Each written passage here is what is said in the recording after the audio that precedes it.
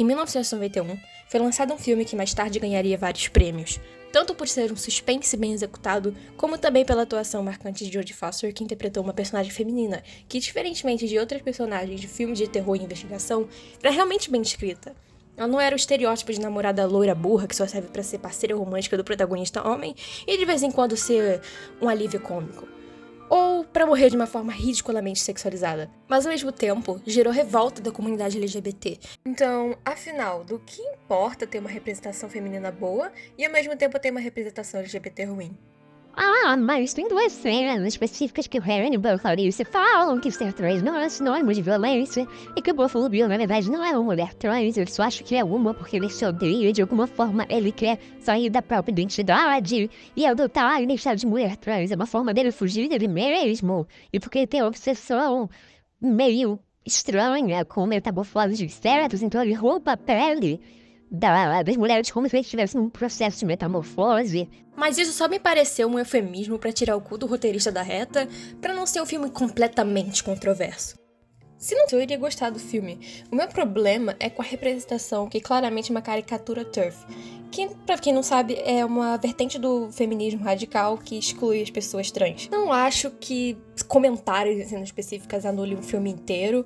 Mesmo não gostando da ideia do vilão em si, eu consigo ver jeitos disso ser escrito de um jeito diferente, por exemplo, tendo uma personagem que é uma mulher trans e mostrar que ela tá muito diferente do Buffalo Bill, tipo, mostrar o quão absurdo o Buffalo Bill é e que ele não representa as pessoas trans. E é de muito mau gosto ter esse tipo de coisa, principalmente numa época que tá rolando a epidemia da AIDS, que ainda tem, né, mas tipo assim, era o pico da epidemia, e já era comum esse tipo de trope.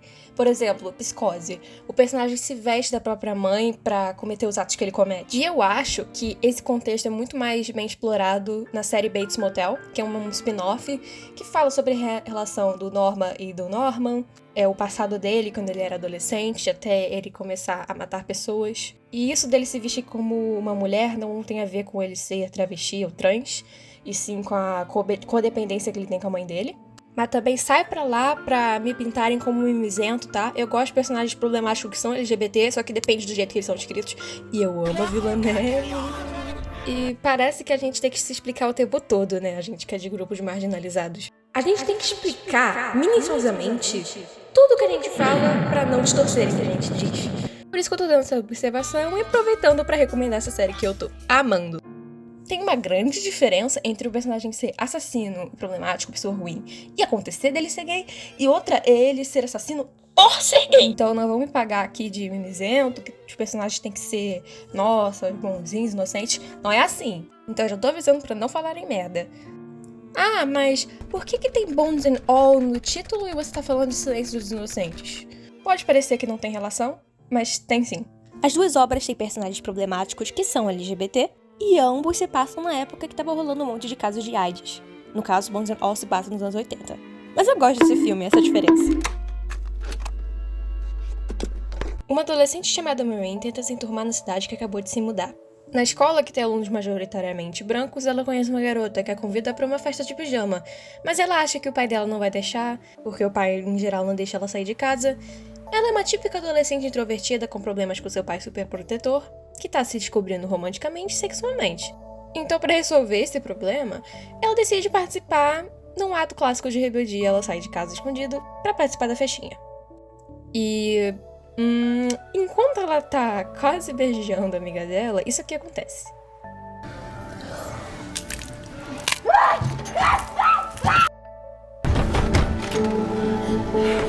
You didn't. In the car in 3 minutes. Whatever you can take in 3 minutes. Ah, entendi. Por isso que ela se... Ok. É um road movie enquanto rola um romance antropofágico. Eu não digo essa palavra só porque pode ser um sinônimo de canibalismo. A antropofagia não é só o ato de comer a carne da sua própria espécie. O ato em si é a mesma coisa, né? Mas o objetivo é diferente. As tribos que estavam se guerreando comiam o inimigo para conseguirem ficar mais fortes e continuarem conquistando cada vez mais pessoas. Era uma forma de conseguir a habilidade da pessoa. Ou pode também ser um rito funeral. A tribo Foré na Nova Guiné fazia isso, comiam o cérebro das pessoas que morriam como um respeito, conseguia a sabedoria da pessoa e meio que uma forma meio mórbida de manter essa pessoa na memória da tribo. Então digamos que seria a materialização de passar pra frente o legado dessa pessoa, só que de uma forma, um pouco esquisita. E isso resultou numa epidemia chamada Kuru, que é uma doença neurodegenerativa. Bem maneiro. E é exatamente isso que Banderal fala. Tanto na raiva quanto no afeto, o canibalismo é demonstrado. É sobre a reação em cadeia que a violência gera. Basicamente, é a materialização do jeito mais literal do trauma geracional. Ao devorar, o personagem consome também a sua própria dor e as cicatrizes dos que vieram antes, num ciclo onde a violência torna-se a única linguagem familiar. Principalmente quando o monstro em si é a alegoria para o oprimido. Porque alguém que nunca foi tratado como humano, como você consegue exigir que ele haja como um humano, com empatia? Eles estão fadados a viver desse jeito predatório, que é predatório para os outros e para eles mesmos.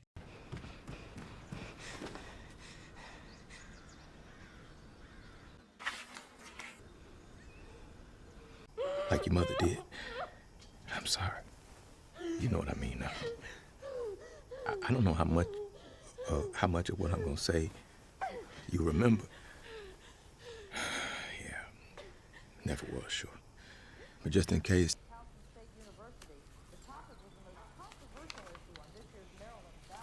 I'll tell you everything I know. First time was when you were 3. Se antes com seu pai ela já não vivia num lar confortável e amoroso, sempre com um ar de desconfiança, e agora, sozinha e sem pai? E o romance? Bom, ela conhece Lee, um canibal andarilho, e eles seguem juntos na estrada. A única coisa que restou para Marine agora é encontrar sua mãe, que ela não sabe absolutamente nada. O canibalismo como metáfora para o amor funciona de forma semelhante ao vampirismo. Desde o início, o vampirismo esteve intimamente ligado à comunidade LGBT. Inclusive, eu tenho Carmila, que é um romance lésbico entre a Laura e a Carmila, que é uma vampira. Esse livro veio bem antes do clássico Drácula, e o Bram Stoker bebeu muito do que Camila antecipou. Só de saber disso, eles não precisam ir muito longe para saber por que não virou um símbolo da cultura pop tanto quanto o Drácula. O vampiro é a materialização da subversão da sexualidade. É uma criatura que desafia a moralidade sexual tradicional, e não só isso, pela própria existência, né? Porque o vampiro em si desafia a autoridade de Deus. Afinal, eles são seres imortais. Muitas vezes o que faz as pessoas se tornarem religiosas é o medo da morte. E esse desejo que consome e você não consegue largar, esse desejo reprimido e a sedução ambígua, tem muito a ver com a experiência LGBT. Além disso, os vampiros são imortais, então eles não são reféns das amarras do senso comum. Não só na ética, mas também porque eles são imortais, então eles são livres para assumirem diversas identidades ao longo da vida. Então, se transvestir não é tão incomum se você parar pra pensar. Mas aqui, em formato canibal, porque é mais próximo da realidade. Não tem um fator mágico. Ainda tem o clássico dilema do desejo proibido, mas a mordida aqui não é uma mordida mágica, né? E isso acentua o visceral. A violência aqui não é de uma forma bonita e vitoriana. Ela é suja e nojenta de propósito. E os efeitos práticos contribuem muito pra isso, porque as cenas parecem mais realistas, pelo menos na minha opinião. Eles não conseguem evitar, mas tá no sangue. Isso faz deles predadores, mas também vítimas de uma herança que os obriga a viver de uma maneira destrutiva e abusiva. Eles são obrigados a se isolar, porque eles não podem se apegar muito às pessoas nem a lugares, porque eles vão estar sempre com essa sensação de alerta. E se você não consegue representatividade boa, em geral, de alguma forma nesses filmes que são mais internos e grotescos, é uma forma muito boa de representar esse tipo de vida, porque é o jeito mais grotesco de mostrar o quanto as pessoas são à margem da sociedade e internalizam esse tipo de coisa porque são abusadas e machucadas constantemente. Então, por isso, se torna muito identificável pra gente e por toda a carga melancólica desse filme. Além disso, todos os comedores além da Marine são homens brancos. Pode parecer à toa, mas não é. Desde o início a gente vê, nossa, a Casa das Garotas Brancas, muito bonito, decorativo, né?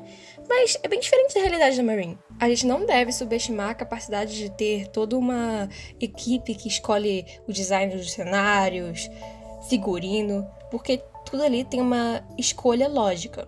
Além disso, além do Lee, todos eles são opressores, sabe, dá uma vibe esquisita toda vez que eles aparecem, e o personagem que mais ilustra isso é o Sully. Ele é um homem idoso e medonho que a Marine encontra numa rua escura e deserta olhando pra ela com um olhar perturbado e diz que reconhece comedores de longe, que ela ensinaria ela a viver de uma forma correta e compartilha meio que o ritualzinho que ele tem e o código de ética. Por exemplo, ele não come outros devoradores porque ele acha isso errado, e ele tenta ao máximo não matar ninguém, comer só quando tiver conveniente, assim, sei lá, deu piripaque e comeu, acontece. E fala que achou uma idosa morrendo, só que a Maureen não acredita nisso e tem medo do Sully, mas infelizmente tá ali pra se alimentar, apesar de ter muita culpa e tristeza internalizada, mas o Sully tenta meio que tranquilizar ela de alguma forma. Ele acha que é superior que os outros porque ele tem seu próprio código moral, mas é só autopiedade, né? O assassinato é justificável a partir do momento que ele evita ao máximo praticá-lo, e quando pratica de uma forma é um jeito menos doloroso. E o tom das falas dele parece que ele tá se vangloriando mesmo sem perceber, porque ele seria um veterano, e do mesmo jeito ele ainda é um renegado sem lar, consumido pelo desejo, mesmo que ele tente negar pra si mesmo, né? E ele guarda uma longa trança perturbadora de fios de cabelo de cada vítima, e de alguma forma ele acha que é uma forma de respeito, como se fosse um memorial, sabe? Ele não tem lugar pra ir, não tem pessoas pra contar, ele só é guiado pelo desejo, mas ele tá fadado a ser sozinho pra sempre. A gente não precisa pensar muito pra saber o porquê que canibalismo é um dos maiores tabus, porque de tantas escolhas alternativas, por que te comeria da própria espécie? A gente tem um código de ética socialmente construído que, beleza, eu não vou comer um cachorro, mas galinha tá tudo bem. A gente só acha compreensível matar animais pra comer porque a gente acha que eles são inferiores a gente porque eles não pensam, pelo menos não tem um raciocínio igual a gente, que transforma coisas banais em significado. A pessoa é tão racional quanto você, então você estaria fazendo por um motivo egoísta, que é só você mesmo. Mas ao mesmo tempo, o canibalismo é muito comum no meio dos animais. Como, por exemplo, os louva-deuses. A fêmea come o macho para ter uma maior taxa de sucesso na gestação. Tem uma espécie de aranha que se chama viúva negra justamente por esse motivo, porque ela também devora o macho depois da cópula. Isso por si só é um tema que me interessa, porque é algo muito distante da nossa realidade, mas que na natureza é comum. Então trazer pro terror é uma forma diferente de despertar o nojento do ser humano ou da natureza em si, porque o canibalismo não é só no sentido, por exemplo, competição de um mesmo habitat ou de suprimentos, mas também na questão sexual, que muitos animais, principalmente os machos, morrem depois da cópula. Ou até mesmo trazer essa questão do veganismo, por exemplo, porque será que é mesmo justo a gente julgar um ser como inferior e justificar a matança para nossa própria alimentação? Afinal, matar a nossa própria espécie não é algo que parte de uma escolha nossa, de um critério nosso moral, mas que não implica tanto se a gente fosse outra espécie. É algo socialmente criado, querendo ou não. Essas distinções que nos tornam humanos. Os outros animais, eles são guiados por instinto. Por exemplo, o sexo.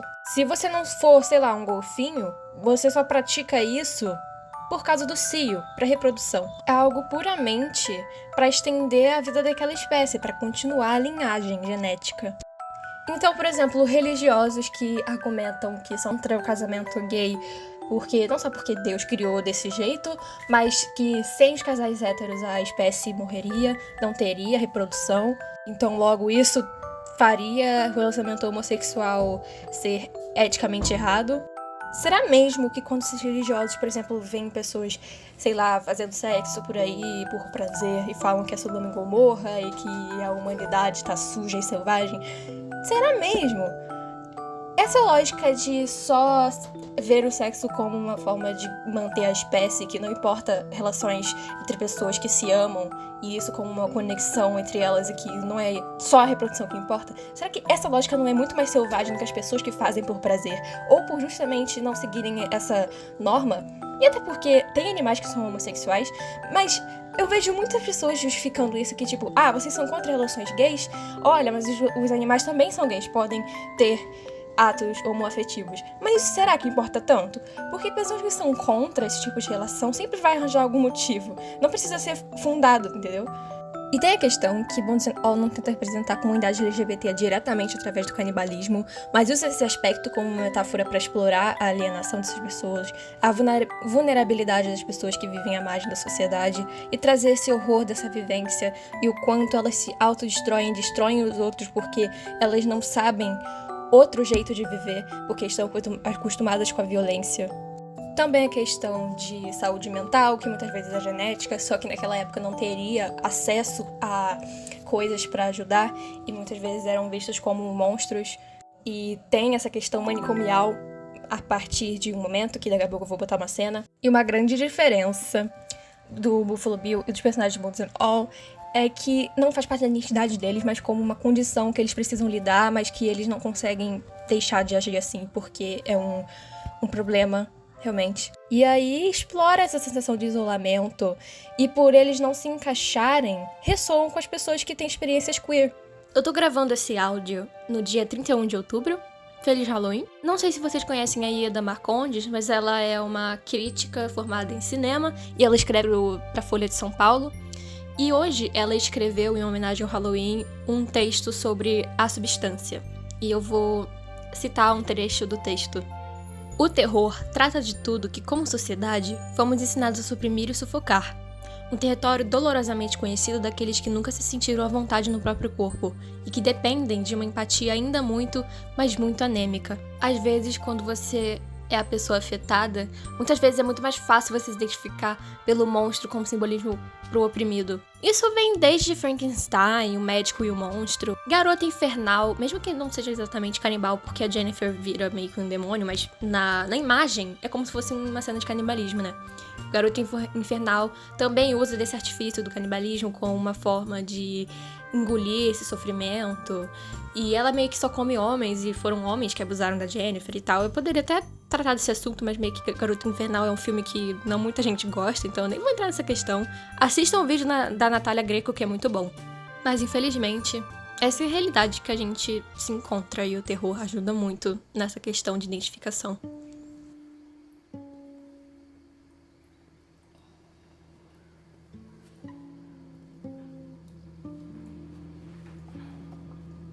It's Marin. I'm Marin.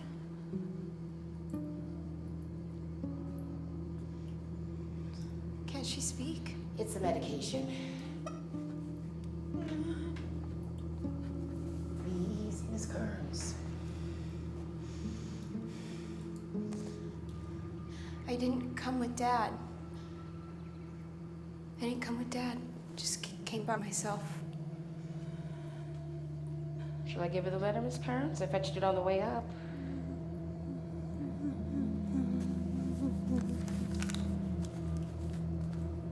She wrote this about 15 years ago now, must be. I've kept it safe in her file out there in case.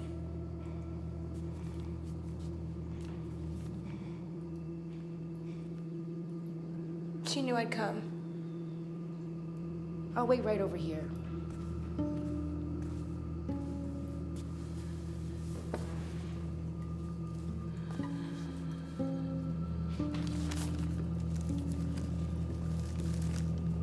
Marin, if a day comes when you show up here, I'll know it's because your father broke his promise and told you something about me. And I'll know why. He didn't know what I was when we married, but he figured it out by the time I had you. I promised I would never hurt either of you, but how could we be sure? It wasn't easy to leave. I loved you both so much. I thought about ending my life, but I wanted to be here in case you ever did come. All I ever wanted in this world was love. I tried, believed, but we can't have it as we are. All we can have is a little space with bars or a door that locks. I'm sorry for that, little Yearly. For all the things I didn't do for you and for the one thing I still can. The world of love wants no monsters in it.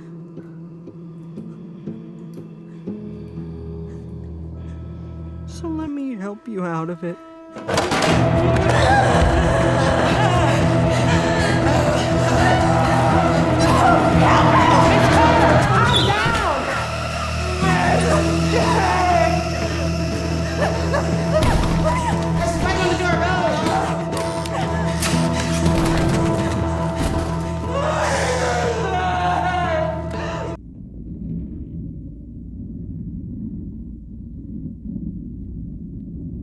Na minha opinião, esse filme, ele dosa muito essa questão do terror.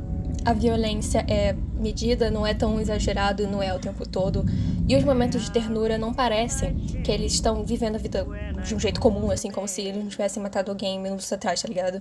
É algo bem dosado e sempre carrega uma carga emocional melancólica, uma sensação de vazio, uma calma, sabe, uma vida calma, mas que ao mesmo tempo tem algo de errado. Você sente que tem algo de errado mesmo quando não tá acontecendo nada. Pelo que a gente sabe, a mãe escreveu aquela carta 15 anos. A Maureen tem 18 anos e, pelo que o pai fala pela fita, o primeiro assassinato que ela faz é aos 3 anos. Então, esse foi o gatilho pra mãe se internar, porque ela viu que era genético e que ela nunca deveria ter começado esse relacionamento em primeiro lugar. Só disso acontecer torna o cenário familiar da Maureen horrível, porque ela não tem intimidade com o pai. Parece que o pai tá ali só por obrigação, mas ele não sabe o que fazer pra ajudar a filha, mesmo que ele tente o máximo que ele pode. E a convivência com ela são conversas superficiais e sempre é muito solitário, né? Até o ponto que ela comete de novo e ele a abandona. É interessante pensar no sentido do transtorno mental, né? Ser um transtorno mental e que meio que traz a adicção a comportamentos autodestrutivos que são genéticos, foi passado de mãe para filha.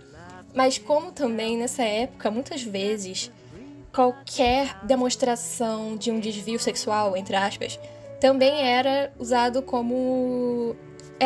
como uma patologia. Aí meio que criava uma linha entre os dois comportamentos para relacionar eles, sendo que muitas vezes não tinha nada a ver. Por exemplo, relações interraciais. Não tem nada a ver com a mulher ser histérica, mas pode ser também, e era considerado uma perversão sexual. E adivinha? Ela veio de um casal interracial, uma mulher branca com um homem negro. Então, o tal do trauma geracional não é só por esse cenário familiar ausente, que ela não sabe a própria origem e tem uma relação distante com o pai, mas também desses comportamentos patológicos que são gerados por essa genética. E não só isso, mas também meio que essa noção distorcida que meio que ela está se relacionando com um homem negro estaria corrompendo a linha sanguínea dela. E isso sendo um filme que tá nos anos 80, doença, epidemia, que é tratada como uma doença gay, uma protagonista filha de um casal interracial e o Lee. Agora vamos falar sobre ele? Lee vivia num cenário familiar abusivo. O clássico pai alcoólatra que bate na mãe e nos filhos, nada em comum, é só mais uma família tradicional conservadora, nada fora do que eles definem como bons costumes. E uma noite, em que seu pai espancava ele e sua irmã, ele matou e devorou seu pai. A única forma de viver é sobreviver a esses abusos. E também a única forma que ele aprendeu a lidar com seus sentimentos é pela violência. Ele é até considerado suspeito pela polícia, porque o cara desapareceu e ele voltou todo ensanguentado. Mas já que eles analisaram a blusa que ele usou na noite do incidente e o sangue era dele mesmo e não do pai ou de qualquer outra pessoa, absolveram ele. Mas ninguém se questionou onde estava o homem, sumiu e ficou por isso mesmo. Ninguém se perguntou, ninguém foi investigar, porque, pais ausentes não são cobrados pelos seus atos, isso só é tolerado, porque ninguém exige que nenhum pai fique. E sim, a mãe. Se a mãe sumir, isso vai ser algo muito mais absurdo e considerado muito mais errado, porque esse seria papel dela. Além disso, de certa forma, nesse contexto, é até melhor que esse homem abandone a família, porque ele não vai estar violentando eles. Mas, ao mesmo tempo, quando ele afetua isso, só acontece vista grossa, ou no máximo, se ele for denunciado, ele fica, longe, mas depois ele continua fazendo esse tipo de coisa e manipula mentalmente as pessoas até que alguém cometa alguma coisa, que foi o caso do Lee. O Lee conta isso, a Maureen até se encontra com a irmã e mostra o quanto a irmã tá preocupada com ele. E depois da Maureen se encontrar com a mãe dela e ver o quanto ela tá destruída por essa autodestruição, ao ponto de se privar de viver e de se comer, literalmente, ela tá devorando a si mesma. O Lee tá tão triste e perdido. Ele tá fadado a esse futuro, mas ele não queria ser assim. Ele se arrepende, mas ao mesmo tempo não, porque aquele homem fazia muito mal pra ele e sua irmã, que ele ama tanto. E ele acaba se afastando também da irmã, porque ele não quer machucá-la, então ele só fica andando por aí sem lugar pra ir. Ele poderia contar com a irmã dele, mas meio que ele não pertence a nenhum lugar, então ele fica a ver navios e só fica perambulando, sem futuro e sem lugar pra realmente formar uma vida. Mas a partir daquele momento, eles decidem que eles vão viver como pessoas normais e vão viver uma vida monótona e normal, porque às vezes a gente só quer isso. Um relacionamento monótono, que não tenha nada de novo, pode até ser entediante, mas é assim que se constrói o amor. Não é tudo girando em torno de uma paixão e coisas alarmantes, sentimentos alarmantes o tempo todo. Acaba que você está com aquela pessoa, não tem mais aquele friozinho na barriga e tá tudo bem, porque isso faz parte do processo de descobrimento e de construir uma relação mesmo que perdure. Eles tentam viver mesmo assim, eles tentam se conhecer, eles tentam construir uma vida juntos. Mas acaba que a combinação de ter traumas e internalizar modos abusivos de amor provoca o desejo de ter um amor que consuma, que devore, que de alguma forma tape o vazio e te complete.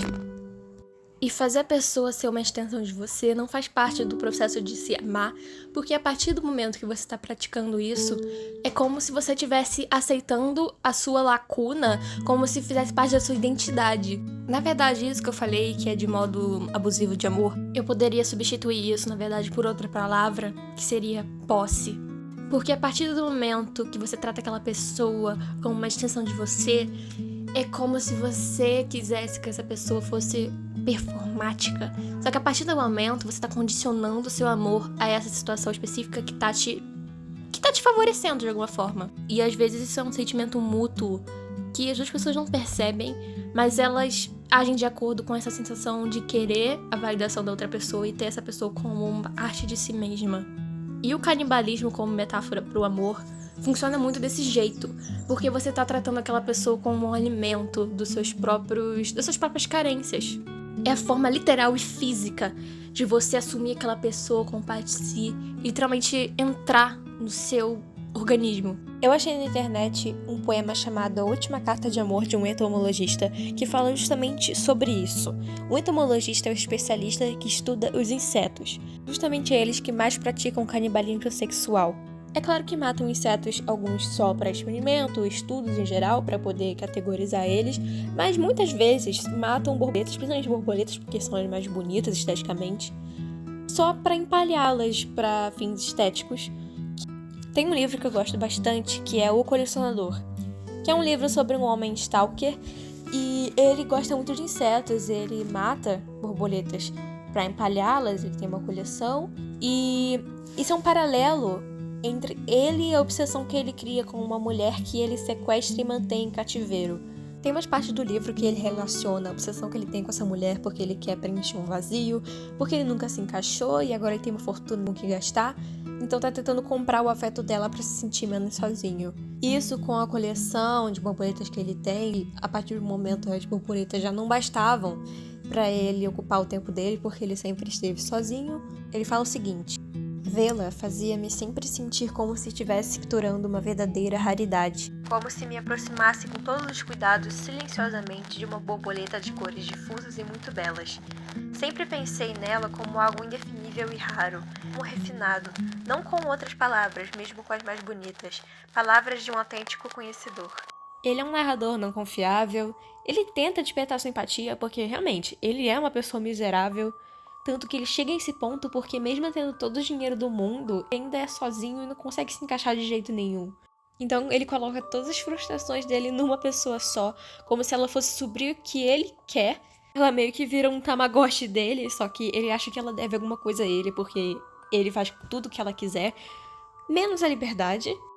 E o fato dele não ser confiável extrapola até o ponto que, até mesmo como ele vê essa mulher, tá errado, porque ela é uma pessoa muito normal, ele fala desse jeito dela, mas ela é uma pessoa comum, não tem nada de tão ordinário nela, só que ele é frustrado e idealiza tudo que ela faz. Ele vê ela como parte da espécime dele, e ela só tá ali como um brinquedo. Ele quer observar e ver as reações e brincar do jeito que ele bem entender, porque tem ela nas mãos. Então, no poema, o eu lírico tá terminando seu relacionamento amoroso, porque ele só vê valor no amor se tiver essa relação de obsessão. Então, nada mais justo que usar os artrópodes para falar justamente disso, já que muitas dessas espécies justamente têm esse ritual canibalesco, não sei, depois do relacionamento sexual. Querida Samantha, sinto muito que tenhamos que nos divorciar. Eu sei que parece uma maneira meio estranha de começar uma carta de amor, mas me deixa explicar. Não é você. Com certeza não sou eu também. Os seres humanos não amam tão bem quanto os insetos. Eu te amo demais para deixar que o que temos seja arruinado pelas falhas de nossa espécie. Você sabia que quando uma mosca fêmea aceita os feromônios emitidos por uma mosca macho, ela reescreve seu cérebro? Ela destrói os receptores que recebem os feromônios. E sentindo a mudança, a mosca macho faz o mesmo. Quando duas moscas se amam, elas fazem isso com tanta força que nunca mais amarão outra coisa. Se qualquer uma delas morrer antes que a procriação possa acontecer, ambos os conjuntos de códigos genéticos serão perdidos para sempre. Isso sim é dedicação. Depois que Elizabeth e eu terminamos, passamos 3 dias dividindo tudo o que tínhamos comprado juntos. Como se eu soubesse quais vasos eram meus. Como se eu soubesse quais cortinas eram minhas. De que alguma forma a dor iria ir embora, mas isso não é verdade. Depois que os dois louva-deuses se acasalam, o sistema nervoso do macho começa a desligar. Enquanto ele ainda tem o controle sobre suas funções motoras, ele cai de costas, expondo sua barriga para que sua amante comum o devore completamente. Ela então começa a cortá-lo amorosamente em cubos minúsculos, colocando cada pedaço em sua boca. Ela não desperdiça nada, nem mesmo é que seu esqueleto vá embora. Ela faz isso para que quando seus filhos nascerem, ela tenha algo para regurgitar para alimentá-los. Agora isso é altruísmo. Eu nunca poderia fazer isso por você. Então eu tenho um novo plano. Vou deixá-la agora. Vou passar o resto da minha vida cometendo pequenas injustiças. Espero que você faça o mesmo. Vou atravessar fora da faixa em todas as oportunidades. Vou roubar coisas que eu poderia pagar facilmente. Eu serei rude com os estranhos. Eu espero que a reencarnação seja real. Espero que nossos pequenos crimes sejam suficientes para nos fazer renascermos como criaturas menores. Espero que renascemos como moscas. Vamos mamar uns aos outros tão intensamente quanto fomos destinados. Come on. Oh, she Come on, hit wait. first. I'm not gonna eat him. I don't wanna. Where I reach my shade when I call your name. I can't stop. But please don't set me free. Please stop. I'm as heavy as can be. I will do you harm. I will break my arm. I'm a victim of your charm. I want to be dead when I'm in bed. I can be so mean. You can beat me. I would like to shame you. I would like to blame you just because of my love to you.